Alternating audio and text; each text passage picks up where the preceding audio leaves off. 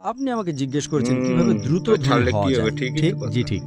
সেরা সমাধান 5 হেভি ওয়াক্ত সালাত কথা। আদায় করুন।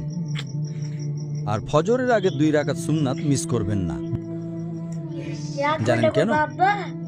মানুষ যখন বিশ্বের টপ 10 জন ধনী ব্যক্তির লিস্ট করে, যুবক মানুষেরা। থামুন থামুন ভাই, আমাকে উত্তরটা দিতে দেন। আমি উত্তর দিচ্ছি, আপনি বলছেন যুবক মানুষ।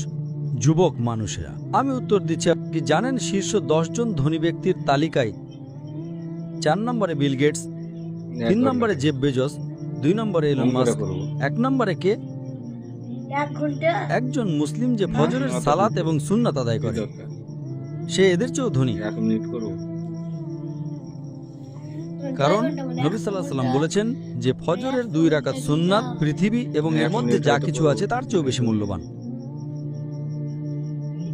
মানুষ এসে বলে, আমি 4 ওয়াক্ত পড়ি, ফজর সালাত মিস করি। আমি বললাম, কেন? আমি সকালে উঠতে পারি না। অন্য সব সালাত সময় মতো পড়ি, ফজর আমি উঠতে পারি না।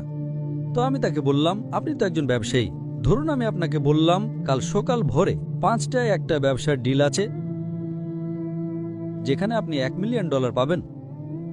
আপনি কি সেই ডিলে যাবেন? আপনি বললেন হ্যাঁ, কিন্তু আপনি তো সকালে উঠতে পারেন না। না না না, $1 মিলিয়ন জন্য আমি ঘুমাবই না।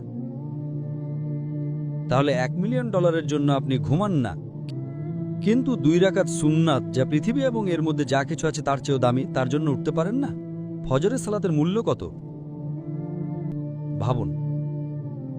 সমস্যা হলো আমরা হাদিস শুনি কিন্তু বিশ্বাস করি না, কোরআন পড়ি কিন্তু বিশ্বাস করি না। আল্লাহ বলেছেন, তাই আমি বলি আমি কখনোই আমার ফজর মিস করব না, এমনকি আমার সুন্নাতও মিস করব না। কেউ আমাকে $1 মিলিয়ন দিলেও না। হ্যাঁ, সুন্নাত পড়া ফরজ নয়। আপনাকে যেটা বুঝতে হবে, যদি আপনি সত্যিই বিশ্বাস করেন, আপনি কি জানেন সেরা ব্যবসা কোনটা? আল্লাহ সূরা বাকারা 2 নম্বর অধ্যায়ে 261 নম্বর আয়াতে বলেছেন, যদি আল্লাহর পথে একটা শস্যদানা দান করেন, আল্লাহ আপনাকে 7টা শীষ দেবেন এবং প্রতিটাতে 100টি করে দানা থাকবে। তার মানে একটা দানা 700 গুণ হয়ে যায়।